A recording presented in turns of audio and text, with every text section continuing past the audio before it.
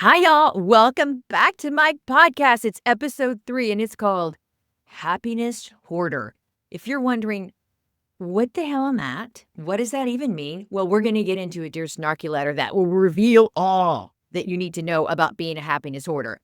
We got a bunch of stuff going on. We got the Dear Snarky letter. As you know, I always start with the letter because I think that's all of y'all's favorite thing. And I know some people just listen for the letter and then they leave, which, quite frankly, is a little hurtful.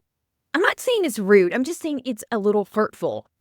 You need to stay for the whole thing. It's not that long. Anywho, then I want to talk about something called Bridal Blinders. Because I do a lot of letters and people go, what the heck's wrong with these brides? How come they didn't see the clues? Why didn't they see the red flags?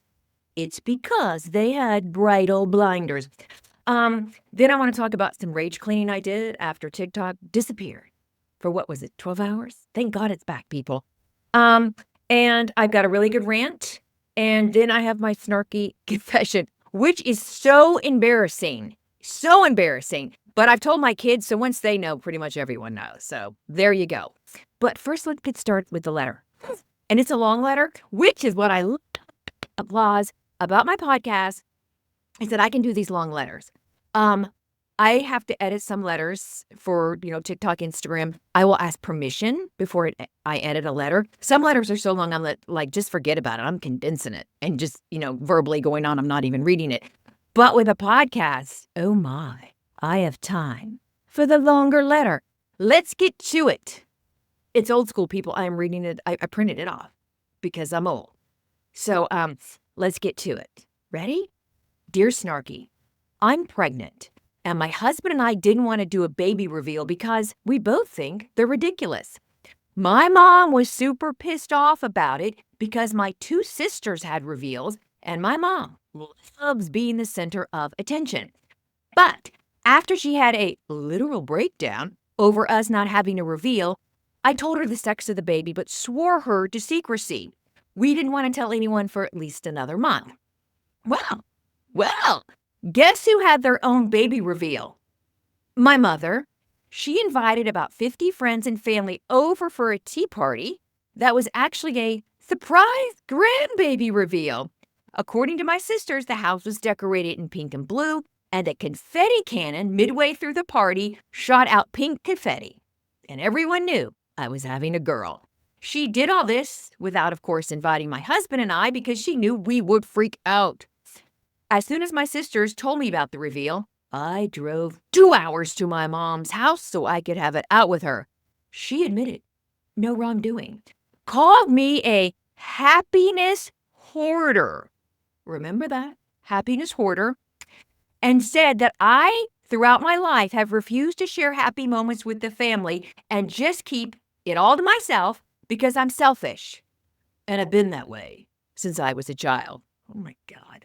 When I pointed out that I had swore her to secrecy about the sex of my baby, she said that I needed therapy because the sex of the baby shouldn't be a secret, and I have paranoid tendencies. Also something apparently I've had since I was a child. At this point, I think I need to go no contact because clearly my mom has problems.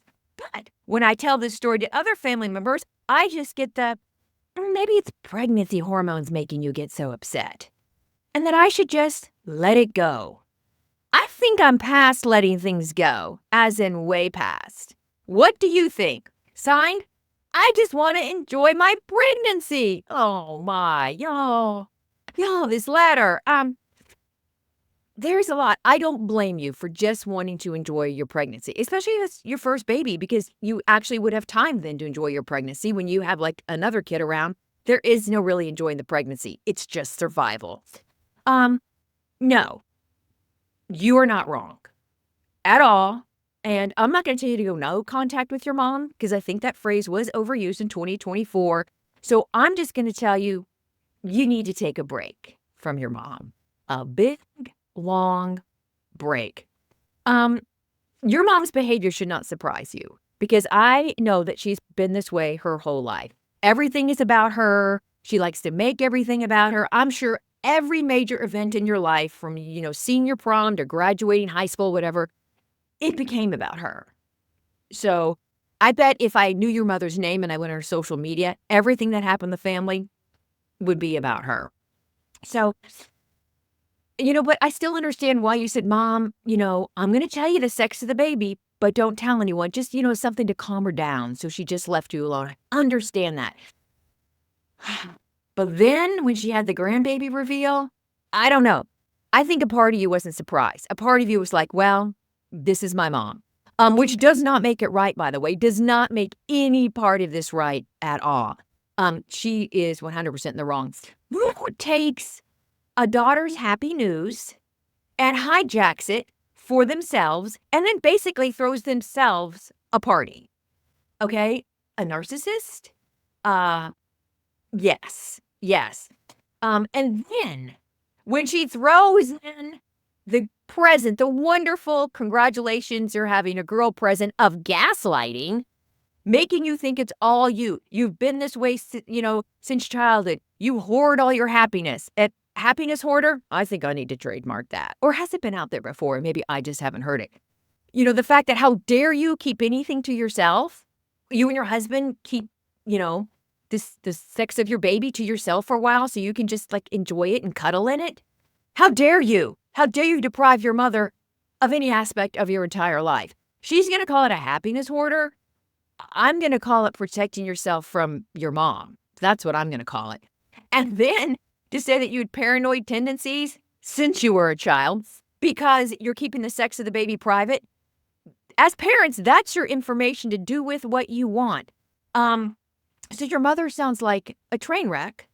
And now that you are with child and are going to have a child, you need to sit down with your husband and you need to start constructing boundaries with walls. Walls, maybe a moat, maybe big walls with a moat. So it'd be harder for her to get across. Because, yeah, she's going to be a problem. She's already been a problem, but now when you add a grandbaby to it, it is escalating. And I bet your two sisters live in the same hometown as your mom because they were able to go to that party quickly. I bet that they have just given in. They've just rolled over and go, God, it's just easier to give her whatever she wants. You're not going to do that. And boy, is she going to resist you not doing that. So my advice is to stay strong and just start constructing the boundaries that will be very high walls. And I'm still going to go with the moat. Love the idea of a moat, but oh, honey, I'm so sorry for you. That is your happy news to share. That is your news to do whatever you want with it. That is not news for your mother to hijack and make it about herself and then tell you that you're a happiness hoarder and you have paranoid tendencies. Oh my gosh. So your family that's telling you it's just pregnancy hormones is because they don't want to deal with your mom. So if they tell you it's just pregnancy hormones, this is their way of saying, just go along with your mom because she's a freaking nightmare and we don't want to have to handle it. You live 2 hours away. So that's all they want. It's the advice they're giving you is in their best interest, not in your best interest. So yeah, you take a break from her. She's earned it. Your mom's earned a break. You've earned the break from her. And let me know how it goes. Congratulations on the baby. I'm very happy. I have a daughter. Girls are fabulous, of course, or whatever, of course I have a boy and boys are equally fabulous. So there you go. Congratulations. Y'all, let me know in the comments what you think of this. And now, because it's a podcast and I can do this and I'm not I'm having a time limit. That's very constraining, by the way. Let's talk about happiness hoarder. If you keep happy moments to yourself or just within maybe your husband or with your children, are you a happiness hoarder? Because that just cracks me up. Because whoever made up the term happiness hoarder had to be a narcissist. Actually had to be a narcissist. Because it's like, how dare you not share things with me? You're allowed to keep news private. My husband and I, with our first child, did not tell anyone for a long time. Because we just wanted it to be ours. It's just, ours. And like I said, just cuddle with it. And just, it was our news. We weren't ready to share it. And I think that's perfectly fine. Did our families freak out? No. Okay, my mother-in-law was a little upset that she didn't know, but did I care? No. But yeah, that's a term dumb. In fact, we need I don't know, a book, a notebook maybe, spiral, with a binder. Like terms that people gaslighting you will say. And I'm going to tell you right now, Happiness Hoarder will be on that. Because that is some crazy shit right there. You are allowed to keep happy news to yourself. You do not have to share your happy news with anyone until you're ready to share it. And you may not want to share it. You just may want to put around you like a blanket. And, a lot of us do that because we don't want people throwing rocks at our happy news. Or you know how you build up stuff and you just love it and you tell someone and they're like, oh, yeah, okay, good. Maybe we don't want that, okay? Maybe we just want to just sit with it and be fabulous with that news. So I'm sorry, but happiness hoarder is terrible. It's a terrible term, and it was, formulated by gaslighters. So once again, I need a binder. We all do, of terms that, this is when you know you're being gaslit. And happiness hoarder is one of those terms. Okay, y'all, let me know what you think about that. Let me know. So next, I want to talk about something. Oh, y'all, I was interviewed by today.com. And it was last week, but I forgot to tell anybody. But it was 5 tips for mothers of the groom. I think I did that back in March. But it was good, and the lady was so sweet that interviewed me. But first, when they reach out to you, and you don't really see today.com, you just see Today. I'm like, oh my God, am I going to be on a Today show? Yes. Yes, please. No, it was today.com, which is just fine. She did a great job. They embedded the TikTok.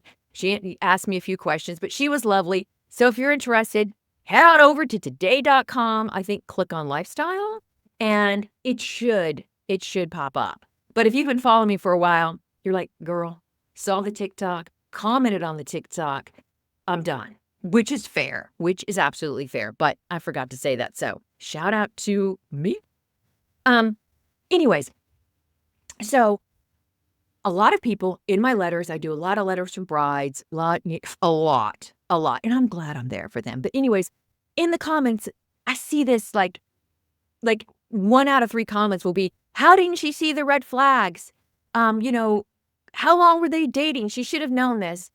And a lot of times I don't know how long someone was dating before they got married or, whatever. But I get letters from brides, now newlyweds, that are like with a week within their marriage go, oh my God, this is horrible. I have to get out of this. And I'm going to tell you why people don't see the red flags. And it is called Bridal Blinders. They just want it to work out so badly that they just make excuses for everything, or they just ignore it. People could point it out and they would just ignore it. Anything that happens that maybe is especially egregious, oh, it's just whetting nerves. It's just whetting nerves. And they don't want to confront it. And bridal blinders are 100% a real thing, that after the wedding, when you're with this person you've married, you're like, oh my God, everything I saw leading up to this that I knew in my gut was bad is bad. I'm now actually acknowledging it, that I have made a huge freaking mistake. And I don't think these women dated these guys or, had quick engagements. I think a lot of people are in relationships for a long time. And they're like, well, we've been in a relationship for 4 years and maybe we should get married. And then things escalate with the pressure and they just start making excuses. So I think people need to be kinder to these women instead of just saying, how you're dumb. How could you not have seen the red flags? I mean, when you get divorced, I'm sure you go through your marriage from day one and say, well, that was a red flag. This was a red flag. And 30 years go by and you have a couple kids and now you're like, yeah, should I have seen all those red flags? No. The lies we tell ourselves just to survive are many and varied.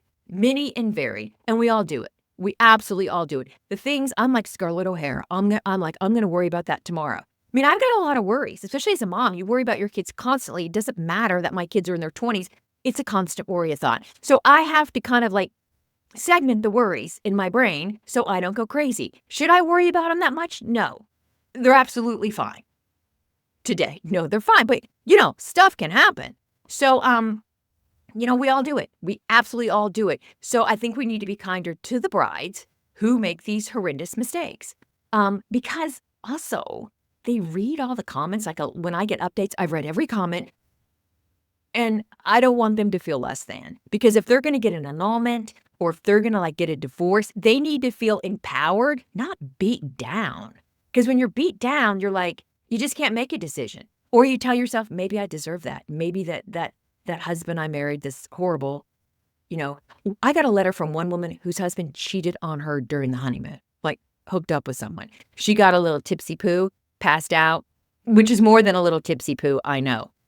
Yeah, and her husband, cheated on her. So, sure, she should have seen the red flags. But in the comments, I think we should work to empower these women so they actually do make changes. So that's my comment, my oration on Bridal Blinders. It's real. It happens. We all have blinders on. Oh my God. If you're a mom, the blinders you have on about your children, those are blinders. Like the hugest blinders you can have on are about your kids. So, which is why usually one parent's blinders aren't as big and they'll be like, no, they were wrong. Or this is a problem. So that's what I think. Be careful of the blinders. Beware of the blinders. Okay. Now I want to talk about TikTok. So it was gone for 12 hours? I don't know. Did I do one of those posts, like a goodbye post? I did not, because I actually was hoping that it would come back. And I'm not good, people saying goodbye. Excited that it came back. I didn't know until Sunday evening, because I spent all day Sunday after TikTok went dark rage cleaning. I'm talking things were taken apart. I took apart my refrigerator, everything, without scrubbing crevices with toothbrushes. It's never looked better. I mean, it looks better than brand new. Then I took my oven apart. I have a 6-burner, kind of a big oven. It's gas. Things get crevices. It's older too. That thing, it's never been scrubbed so thoroughly. My husband was gone. He comes home. I'm literally under the oven. And he's like, so you're not in the oven, but you're under the oven, which is maybe a better sign. Over TikTok. I'm like, I'm rage cleaning. Leave me alone. And my husband knows if I'm rage cleaning, he needs to slowly back away and not show his face again until the rage cleaning episode is over. But I'm just going to tell you, the rage cleaning, my kitchen looks amazing. And you know how last episode, or was it the first one? I don't know. I talked about jobs I wanted, one being naming paint chips because I would be fabulous at it. I think another thing I would be good at is CSI expiration dates. I went through everything in that kitchen, spices, things in the fridge, checking expiration dates. We had a lot of stuff that was expired. You know what can expire? Sprinkles, like little cupcake sprinkles. Those also can expire. You think those things would last through a nuclear holocaust? No, your sprinkles expire. I was dumping a lot of sprinkles, but now my kitchen, it's a fabulous thing to behold. So I don't know. Maybe it's good TikTok went dark because I got a bunch of stuff done. Okay.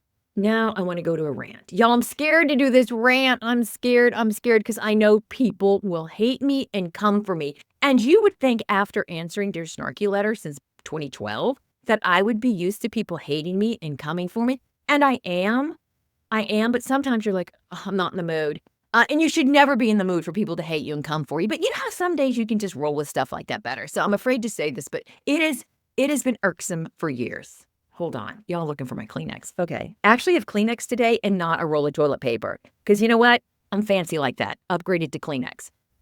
So where I live, there's a thing called Senior Sunday. So if your senior in high school is graduating that whole school year, every Sunday, you post a tribute to your senior in high school.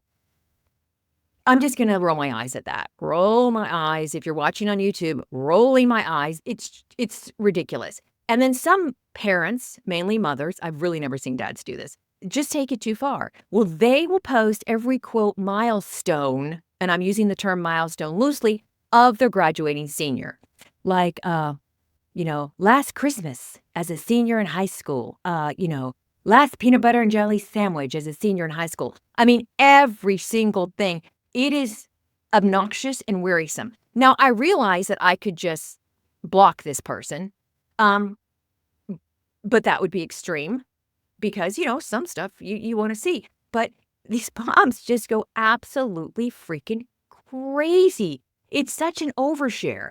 And when my daughter was in high school, we would kind of laugh about these. And I'm like, why don't these kids tell their moms to stop? And she's like, because they know it's futile. They know that their moms will not stop. They just have to say, ugh, my mom. But I just don't think you need that level of a countdown to your child graduating high school. Not at all. I was a dance mom. Dance mom retired. And the moms that would go and put like every single award their kid got, like after a dance competition.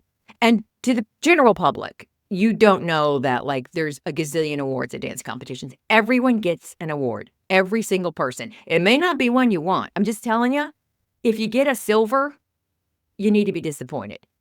Especially a low silver. There's low silver, high gold, whatever, platinum. I mean, and each dance competition has their own award system named after a jewel or a precious metal, a star. I don't know. Supernova star. It's just a lot. So, and no one cares. No one cares. So it seems to me that the moms still, as we've aged and like a fine wine into social media, still are doing that. And it concerns me. But these senior, like, I guess not affirmations, but just, sharing everything that your little yum does is a little bit crazy to me. It's absolutely crazy. So I never shared anything about my kids until they graduated high school. Didn't say anything about it. One, because I did not have their permission to. But when my son and my daughter each graduated high school, I did one post, and it was so obnoxious and so braggy and just so not me that actually a friend thought that I'd been hacked. She's like, I think your Instagram was hacked. I'm like, oh no, I did it.